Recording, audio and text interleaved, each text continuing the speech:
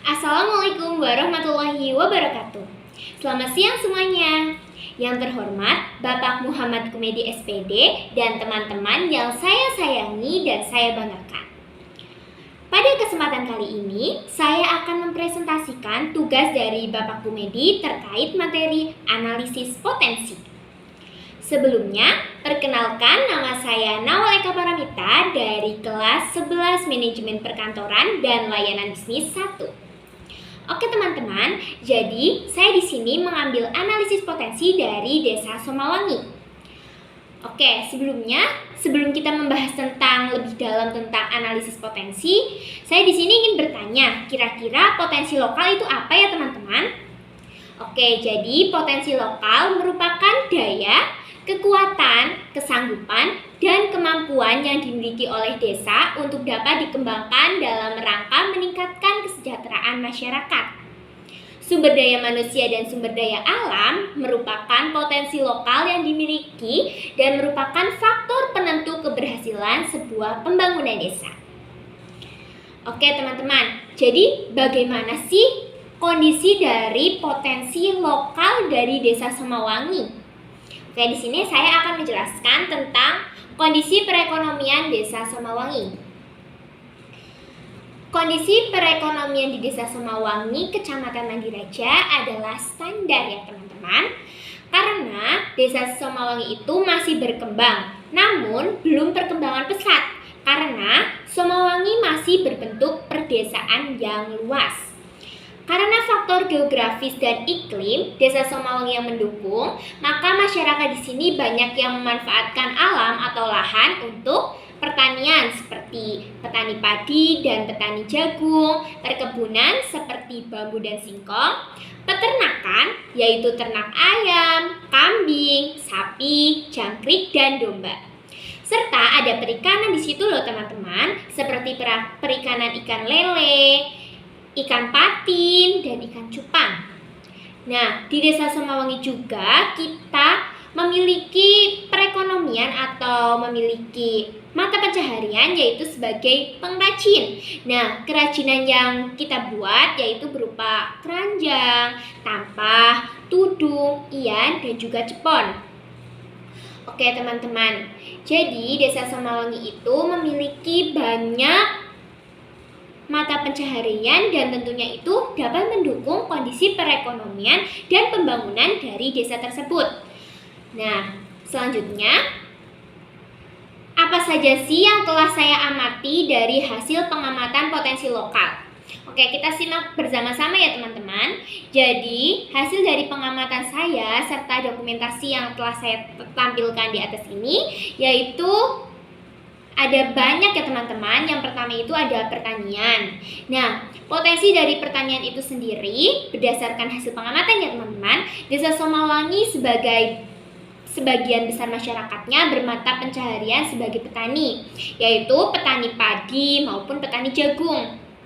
Ya, kebanyakan karena di sana itu banyak sawah serta banyak lahan-lahan yang berisi kayak jagung-jagung seperti itu ya teman-teman. Nah, yang kedua itu ada perkebunan. Untuk perkebunannya, tanaman-tanaman yang ditanam diantaranya yaitu ada singkong, cabai, timun, kacang, dan juga ada bambu. Nah, di situ juga ada peternakan. Masyarakat Desa Somawangi juga banyak yang bermata pencaharian sebagai peternak. Nah, di antaranya peternak apa aja sih teman-teman? Jadi di situ ada yang ternak ayam.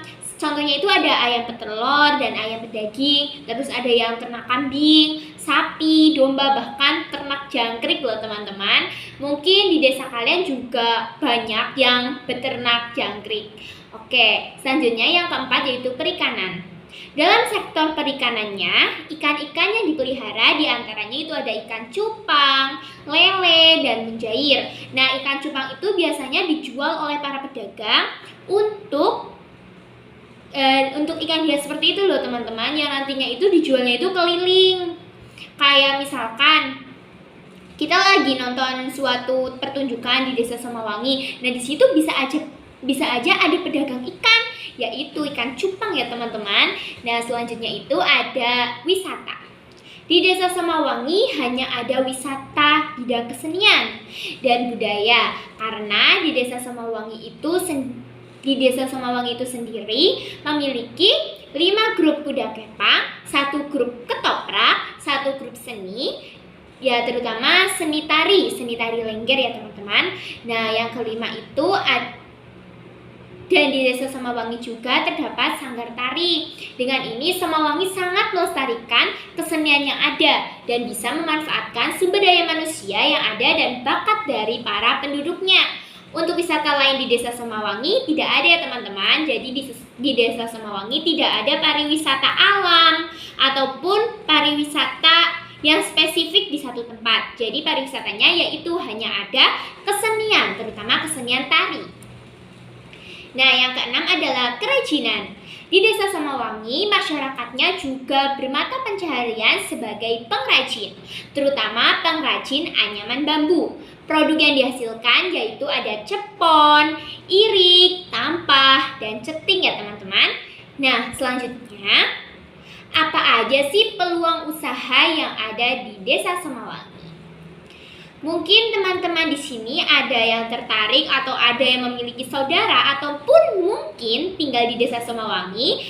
Di sini saya akan menjelaskan tentang peluang usaha yang bisa dikembangkan di Desa Semawangi. Apa saja ya teman-teman? Nah, tentunya dari potensi lokal yang dimiliki oleh Desa Semawangi itu sendiri tentunya akan menimbulkan suatu peluang usaha yang bisa dikembangkan. Nah, contoh yang pertama itu ada peluang usaha di bidang pertanian. Peluang usaha yang dikembangkan dalam sektor pertanian, hasil pertanian yang dihasilkan masyarakat desa banyak yang menjualnya sebagai bahan mentah ke kota ataupun ke masyarakat yang berjualan di desa tersebut seperti jual nasi uduk, nasi padang, bubur, dan sebagainya. Hasil pertanian itulah yang dimanfaatkan oleh para pedagang sebagai bahan baku produktif yang mereka jual.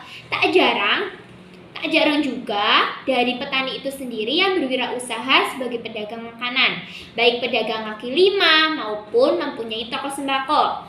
Jadi, pertanian atau peluang usaha di bidang sektor pertanian itu sendiri, biasanya para petani di Desa Semawangi akan menjual bahan bakunya, bahan mentahnya kepada para pedagang, terutama pedagang makanan, dan juga menjual bahan mentahnya atau bahan bakunya itu ke kota ya teman-teman. Nah, selanjutnya itu ada perkebunan. Apa saja sih peluang usaha yang dikembangkan dalam sektor perkebunan yang ada di Desa Semawangi? Nah, di sini masyarakat yang sudah mampu mengelola perkebunan mereka, bahkan ada yang diolah menjadi usaha sendiri ya teman-teman. Contohnya yaitu membuat rengginang. Saya juga mewawancarai salah satu penjual rengginang di desa saya. Nah, saya di situ mewawancarai Ibu Ramini. Nah, berdasarkan wawancara saya dengan narasumber yaitu Ibu Ramini, beliau berkata bahwa rengginang yang dibuat berasal dari perkebunannya sendiri, yaitu kebun singkong. Ibu ini memiliki kebun singkong yang luas. Akhirnya dia manfaatkan sebagai peluang usaha yaitu menjual rengginang singkong. Di Desa Semawangi juga banyak penjual makanan. Melalui hasil perkebunan yang melimpah di Desa Semawangi, maka penjual tidak bingung dari mana dia mendapatkan bahan baku usahanya. Nah, tidak jarang juga dari hasil perkebunan di Desa Semawangi itu sendiri akan diekspor ke kota-kota besar. Jadi tidak hanya ada di Desa Semawangi itu sendiri. Jadi bisa dijual ke desa lain atau mungkin di wilayah lain. Nah, selanjutnya itu ada peternakan. Hasil dari berternak oleh masyarakat ada yang dijadikan sebagai usaha sendiri, seperti menjual ayam potong, sate ayam, sate kambing, rendang, dan menjual berbagai jenis makanan. Tapi tak hanya itu, hasil ternak yang dihasilkan juga dijual di luar desa, yaitu di pasar hewan. Hasil peternakan itu juga sering digunakan untuk acara-acara besar, terutama acara keagamaan bagi umat muslim, yaitu yaitu acara Idul Adha dan dikurbankan bersama-sama ya teman-teman. Selanjutnya itu ada perikanan. Peluang usaha yang dikembangkan dari ternak ikan, biasanya peternak ikan akan menjual ikannya yang masih mentah kepada masyarakat di desa. Dengan itu dapat memenuhi kebutuhan hidup masyarakat di desanya. Tak jarang juga peternak itu sendiri atau bahkan masyarakat yang membeli untuk memanfaatkan ikan tersebut sebagai peluang usaha dagangnya, yaitu dagang makanan seperti pecel lele. Oke, mungkin di sini ada saudaranya atau keluarganya yang jual pecel lele. Nah, tentunya pecel lele bahan dasarnya apa teman-teman? Ikan lele. Oke, selanjutnya itu ada pariwisata. Peluang usaha yang dikembangkan dari wisata. Karena kesenian Desa Semawangi itu sudah lumayan terkenal, maka banyak orang di desa lain yang tertarik serta memberikan panggung pertunjukan untuk kesenian Desa Semawangi dalam acara pribadi seperti acara hitanan, nikahan maupun kegiatan masyarakat seperti hari ulang tahun atau hari-hari besar. Dengan menampilkan kesenian tersebut, otomatis kesenian tersebut memperoleh pendapatan ya teman-teman.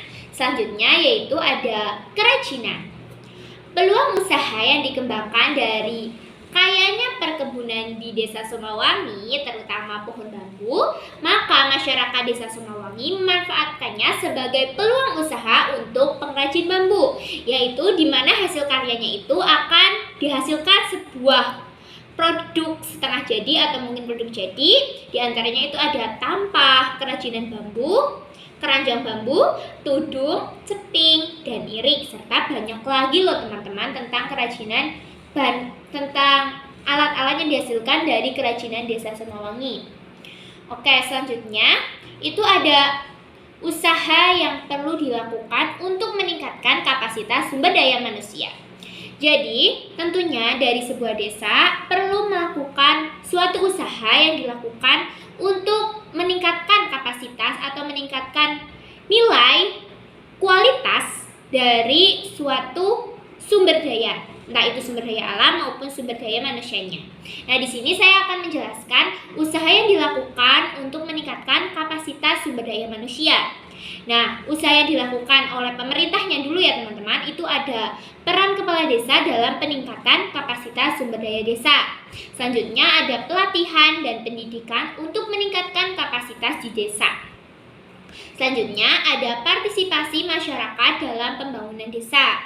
Selanjutnya ada memanfaatkan teknologi dalam peningkatan kapasitas sumber daya manusia desa. Dan terakhir itu ada kolaborasi antara desa dan pihak eksternal.